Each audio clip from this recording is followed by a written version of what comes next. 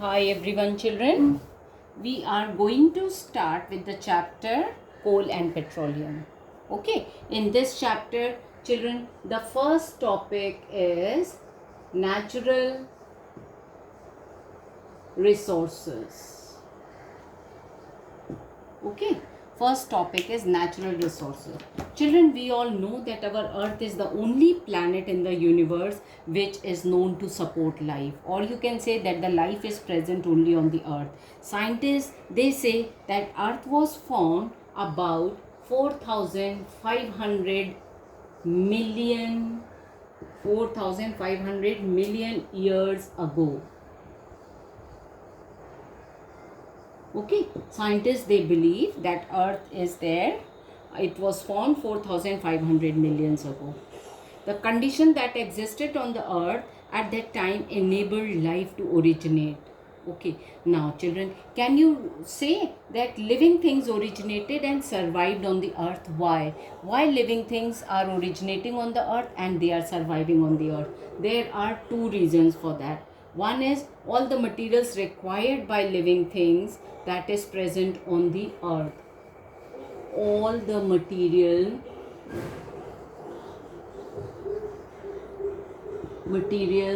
required is present on the earth, required by a living being, right? All the material which is required, for example air, water, soil, mineral, etc., they are all present on the earth. These are the major resources of the earth. Second is children, the earth is at the right distance. Okay, the distance between sun and earth, this is also this is also right, because if the distance is less, the earth will be always very hot. If the distance is too far, it will be very cold. So these are the 2 points which is helping a living being stay on the earth, or living beings are present on the earth because of these 2 conditions. Now children, utilization of resources. Utilization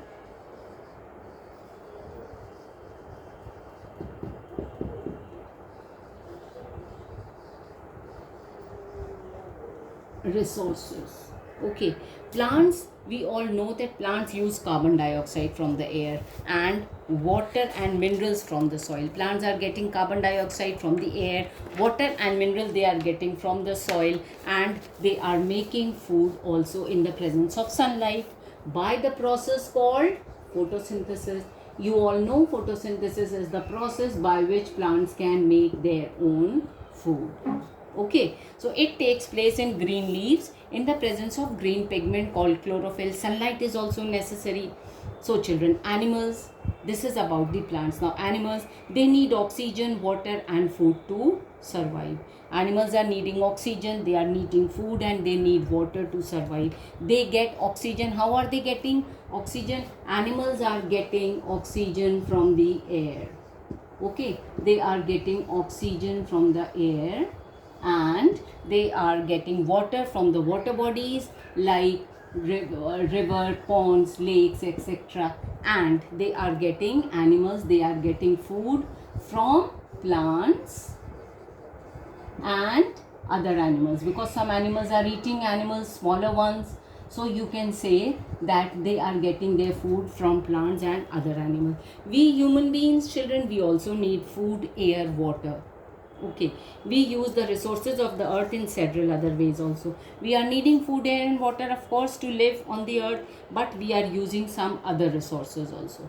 Like we use rocks and soil to construct house, roads, dams, etc. We are using, human beings, we are using rocks and soil, okay, to construct house. We use metals, we are using metals also, such as iron, aluminium, copper, etc., for constructing building, bridges, making machines, vehicles, aeroplanes, utensils, etc. There are so many reasons for which we are using metals. We are using to construct different parts of the machines, and they are used for making bridges, they are used for making vehicles, aeroplanes, utensils, etc. And we are using fuel also, right? Fuel is also used by the human beings. Of course, plants are not using, animals are not using, but human beings, they are using fuel such as coal and petroleum and natural gas. What is the fuel? It is coal, petroleum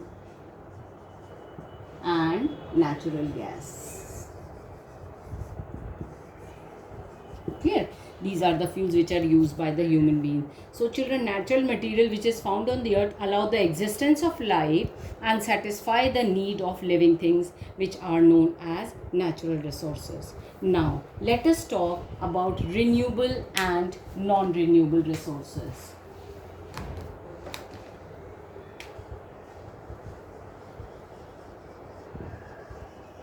Renewable and non-renewable resources. Now children, our natural resources can be divided into renewable and non-renewable, right?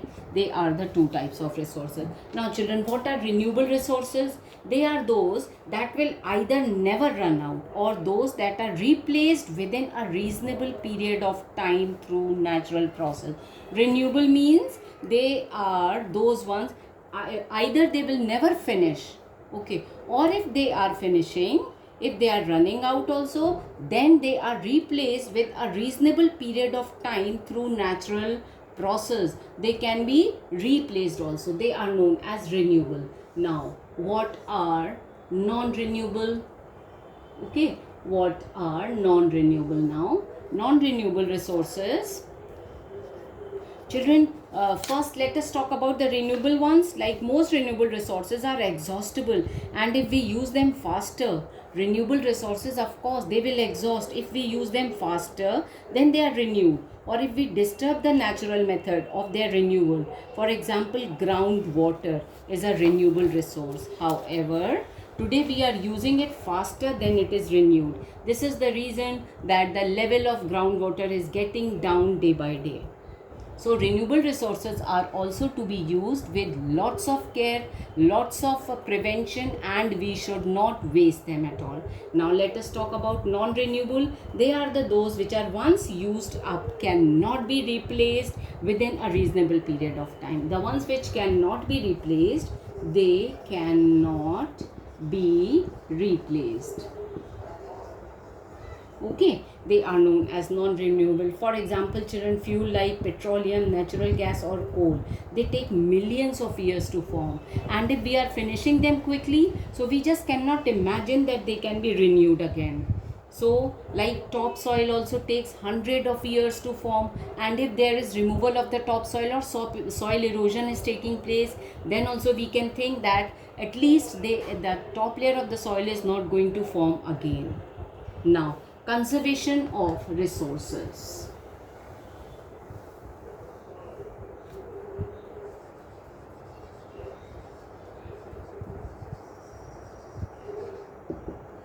Conservation of resources. Okay, what is that, children?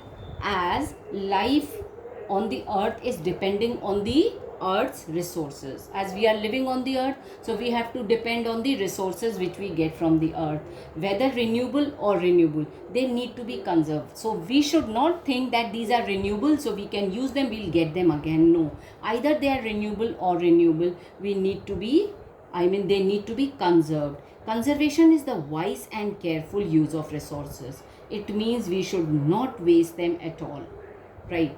Now children, there are two primary reasons for this. There are basically two reasons. What are they? The population of the world has increased. There are more people on the earth and they use more resources to feed. Okay, as we know that population is increasing, so more resources are needed to stay. Those population which is increased is staying on the earth, so lots and lots of things are needed more. And next is, as human have progressed, their needs have increased, their energy needs, for example, have increased several fold. The average resources consumed per person have therefore, as we are increasing our income, we are doing lots of hard work, so we are earning more money. Once we are getting more money, we are expecting more and more comfort in the life. For that, our requirements are also increasing. Children, because of these two factors, the natural resources are getting used up and depleted much faster than a few decades back. Okay, so if we do not practice conservation, we will endanger our very survival. Okay, we have to be very careful for conservation. If you want to stay on the earth, if you want to live comfortably, then we have to be very careful about the conservation. Now children, let us move to the next topic in this chapter, that is fuels. Now, what are fuel? Fuel is a substance that can be used to produce heat at a reasonable cost. It is a substance that can be used to produce, it can be used to produce heat. Okay, fuel is actually used to produce heat at a reasonable cost, right? So fuel contain potential energy that is locked within the chemical bonds of their constituent molecules. When they are burned, a large part of energy is released or used. Now we will be talking about the fossil fuels. Now children, coal, petroleum and natural. What are the fossil fuels? Basically, the fossil fuels are coal, petroleum and natural gas. Coal, petroleum and natural gas. What are all these? These are all fossil fuels. Now children, as we all know, coal was formed during a period of over millions of years from dead plant that got buried inside the earth. How do we get coal? Coal was formed during a period of over millions of years from dead plant which got buried inside the earth. Petroleum and natural gas, they were formed from dead sea animals, the process again taking over millions of years. So either you are talking about coal, petroleum or natural gas, they are all taking over millions of years to form. Since all living plants and animals ultimately derive their energy from the sun, so the energy of fossil fuel is also indirectly derived from the sun. Now children, when we are talking about the fossil fuels, let us talk about them one by one. First of all, we start with the coal. Okay, first of all, let us start with coal. So children, coal is a fossil fuel. What is a coal? It is a type of fossil fuel. It is black in color. What is the color of the coal? Black in color, right? And it is hard. I hope everybody has seen coal. It is black in color, it is hard, it looks like a stone. It has formed over a period of millions of years by the gradual decay and compression of buried remains of ancient forest. Okay, forest, they got buried and it took millions of years to form. Now children, about 300 million years ago, there were dense forests in low-lying wetland areas on the earth.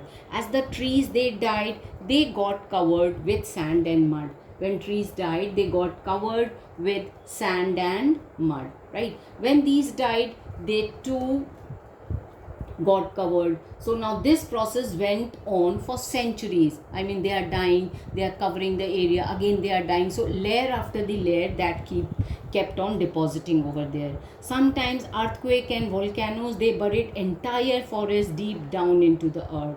So the high temperature and high pressure inside the earth converted the buried vegetation into coal. What is converting into coal? High temperature and high pressure, right? Due to the high temperature and high pressure inside the earth, it slowly converted that buried vegetation, those forests which I was telling you, into the coal. As coal contains mainly carbon, coal contains mainly carbon. Of course, you all know it is black in color, it means it has got carbon in it.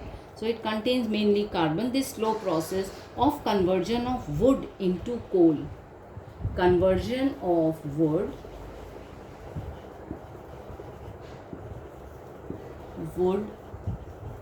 into coal is known as carbonization, right? Conversion of wood into coal is known as carbonization. The period during which this process of coal formation took place is called Carboniferous age. Children, coal mainly consists of carbon. Hydrogen, oxygen and small amount of nitrogen and sulfur are also present. What is present in the coal? Coal is mainly made up of carbon. Okay. Mainly consists of carbon, hydrogen. Coal is mainly having carbon, but it has got hydrogen and oxygen also, but in little amount. Carbon is the major amount. Okay, they are present in small amount. Clear?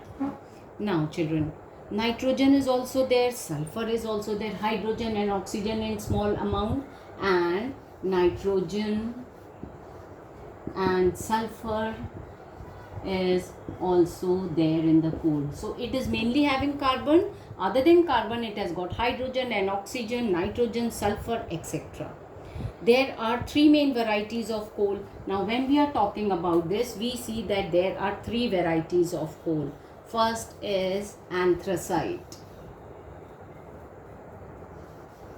First variety of coal is anthracite. It has got 96% carbon in it. Children, if the type of coal which is having maximum carbon is considered as a good quality of coal, it is having 96%. So this is considered as best quality.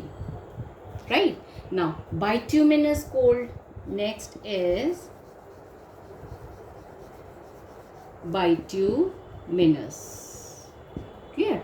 Bituminous. It has 65% carbon. Bituminous is having, so of course it is also a good quality but less than anthracite. After this, lignite, which has got little bit less than this. It is having, lignite is having 36% of carbon. So children, I've told you that actually it depends upon the carbon, that if the amount of carbon is more, the quality of coal will be good. Amount of carbon is reducing, the quality of coal is also reducing. When coal is heated in air, it burns to produce mainly carbon dioxide. Yes children, this is a very common reaction. When carbon burns with, mixes with oxygen, or it burns, it forms carbon dioxide, right? So coal is used as a domestic and industrial fuel also. It is widely used in thermal power plants to produce electricity. It is used by the thermal power plants also. Why? For producing electricity. Clear? Okay children, so destructive distillation we will be talking afterwards. Thank you so much.